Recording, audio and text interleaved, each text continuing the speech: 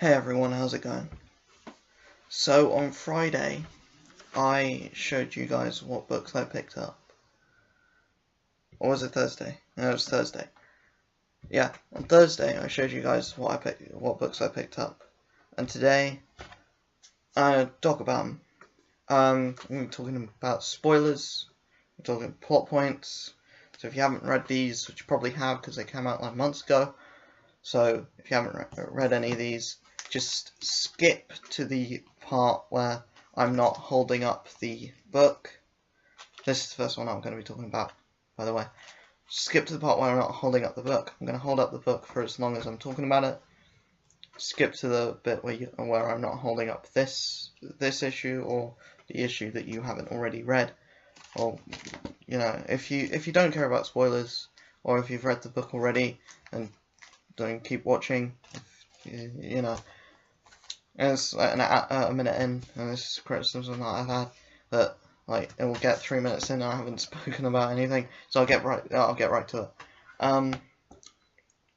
Captain America issue 697. This was just meh issue. The thing that I liked about it was Kraven and his dialogue with Captain America, and there was a scene where where Kraven's basically doing a spiel like, "Oh, I'm going to hunt you, you're the prey, whatever. And Captain America's like, "No, I'm not prey, because to be prey you have to feel fear of your enemy." And I thought that was really cool. Just the rest of it is just a generic Spider-Man Kraven storyline, just with Captain America there. And the ending was kind of cool, but it didn't really lead to much. Looking back at it. So yeah. Next is Captain America issue 702. This was a lot better than this. It's just it's just that for a book called Captain America, there is a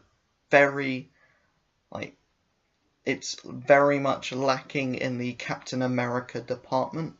We have this character who doesn't get the shield until the end of the issue, and the ending was really cool because they bring back a certain character that I'll tell you when I've said everything. So the only bits of Captain America that we see are interspersed in flashbacks, and the main thing follows this guy who's not really that interesting. They do some cool things with him. Pardon me. They do some cool things with him, or it's like they have this this underground bar which is stuck in time, and where you can say anything there, and everyone in there is morally obligated to never speak of what's been spoken in the bar. So basically he's a fugitive now, so he goes to that bar to go in hiding, but he gets found. But the flashbacks that I'm talking about, one of them is just showing how much people care about Captain America, and the next one is showing like a build up to the end of this, where it's the Red Skull. It's a fight between the Red Skull and Captain America, where Captain America basically smashes the Cosmic Cube and traps both of them inside. And at the end of the issue, we see Jack go to where this Cosmic Cube is, and it's massive now. And he hits it with the shield to reveal that the Red Skull is inside, and that's where the comic ends. So yeah, I really enjoyed this. It was kind of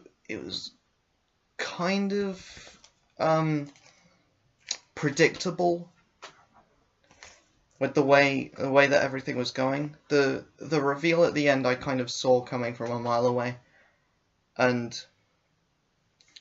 yeah, I'm guessing in the next issue they're going.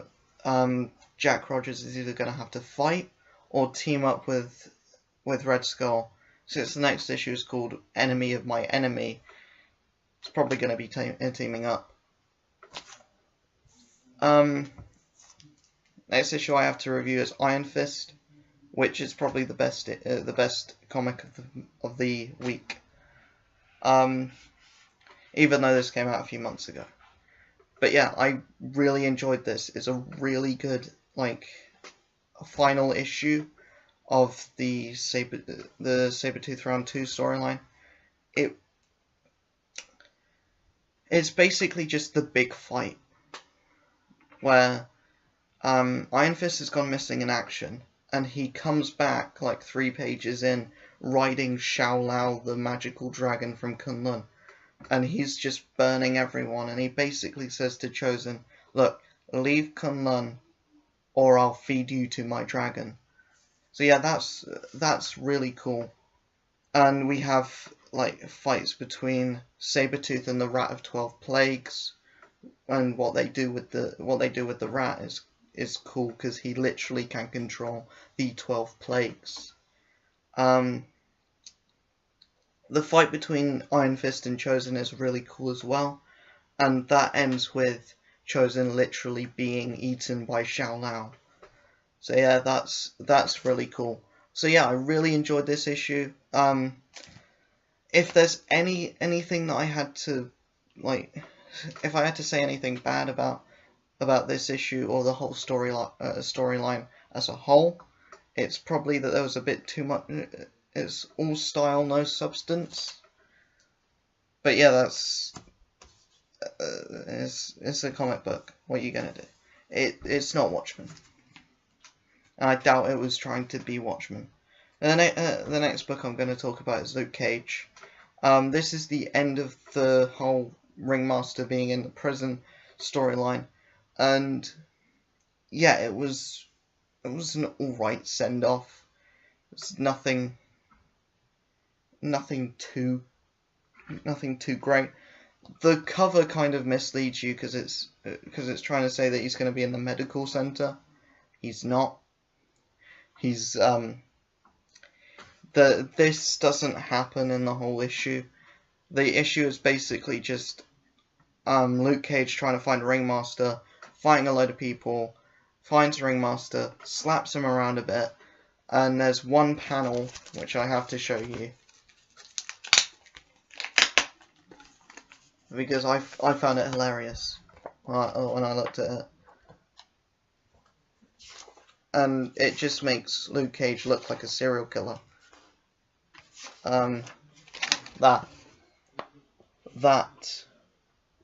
panel is terrifying. It's the stuff of nightmares. Yeah.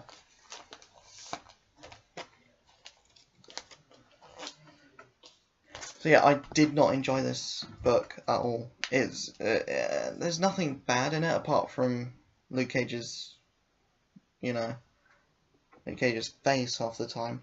But yeah, there was nothing too bad in it, but it was just kind of okay. Luke Cage issue 170 is a different story altogether. I didn't enjoy this because I think it kind of was a bit offensive, really. The writer says, the writer states at the end of the issue. The writer states at the end of the issue that the characterization of Luke Cage's daughter is based off of a girl that he met in real life, and the problem with this is David F. Walker is not a good enough writer to pull off something like that and make it believable, because he tried to make the whole storyline like heartwarming, but in the end it just came off as being a bit dry and forgettable. And if you're gonna try and make something heartwarming about a father and daughter and then like bonding, then execute it a bit better than this. The next book is The Thing and the Human Torch, Marvel 2-in-1 issue 4. We're actually getting into a storyline with this. We're actually getting into a proper story arc that's not just filler. I did enjoy the last 3 issues for what they were. This is a lot better though. This is exactly what I want. We have the Thing and the Human Torch and this Rachna woman. They go to a alternate Earth where it's these two that went missing, and it's Reed has lost everything. Because there was a big fight against Galactus. Reed Richards basically lost the rest of the team. Ben Grimm got killed within seconds. Johnny Storm, from what we hear, he's not living the best of lives, and Sue just left Reed because Reed slumped into a massive depression. So yeah. And because those 3 didn't do anything to stop Galactus, the only person who stepped up and did anything was Doctor Doom, because he was under the impression, well, I can't rule Earth if there's no Earth to rule. So he saves the whole planet by putting himself into Galactus and turning Galactus into a massive Doctor Doom. And so now he's basically exhausted all of the other planets, and he must go to Earth. So our 2 protagonists have to rally everyone together to fight this big threat. That's exactly what I wanted from the series. Just, multiverse hopping adventures. It's really fun, really cool, and Chip Zdarsky's really hitting his stride. Next issue I'm going to be talking about is Spirits of Vengeance issue 5. This is the final issue of this, and I'm glad to say that it was the best issue. They went out with a bang. It wasn't great. It was average, but there was enough action and enough suspense to keep me interested. It's basically just, we find out that the whole thing has been a setup from the beginning. The angel that came at the end of the last issue, he basically set up our four main protagonists to fail, and he wanted them to succeed, but gave them all of the stuff to fail. And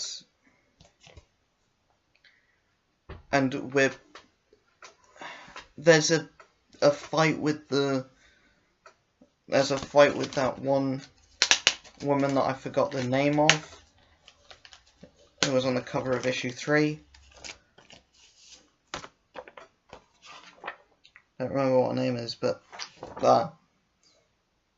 there's some nice action sequences. The art from the start of this series has been really good,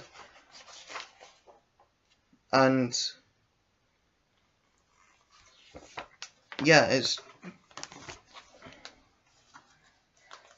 as interesting and as action-packed as this issue was. It does leave with the notion that all of what's happened in the previous issues was pointless, and that's a bit of a sour note to end on. A final comic I'm going to be talking about this week, or today, in this video, is the Venom Inc. Omega one-shot, part 6 of the Venom Inc. storyline. This is basically just the big fight against Maniac. Everyone has to come together to fight Maniac. Everyone that's been a major player in the storyline. Maniac has basically just become a giant Venom. Normally I'd love Ryan Stegman's art, but in this it did seem a bit choppy at points. For example, where is it? Just bear with me 1 second, guys.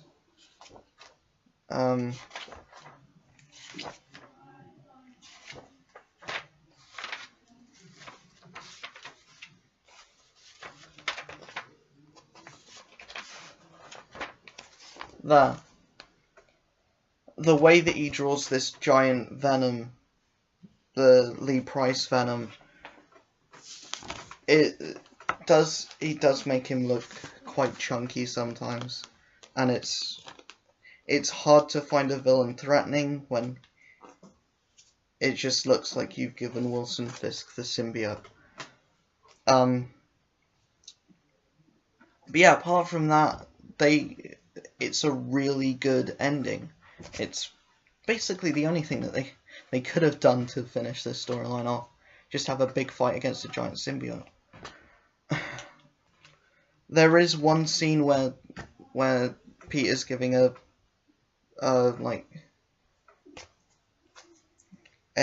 speech to Flash Thompson, who's become Agent Anti-Venom, which is the most stupid name. But yeah, now Spidey's giving him a prep talk, and he's basically like, yeah, you do realise the thing heals me, right? I'll be back in a second. And that kind of annoyed me whenever they try and be funny like that. Like, that kind of humour really rubs me the wrong way. But yeah, apart from a few niggles, a few nitpicks, I really enjoyed this, and I think it was a great send-off of the Venom Inc. storyline. So those are all the books that I had to review this week. I will see you guys next Thursday. I don't know if I'll be doing a video before then. Probably not. But I'll see you guys next Thursday with another comic book haul video. And then on the Saturday or Sunday, I will be back with another comic book review video. So, I hope you guys enjoyed this video. I will be back ASAP. Until then, leave a like, leave a comment, subscribe if you haven't already, hit the notification bell so you never miss out on this ugly mug, and I will catch you guys later. Peace.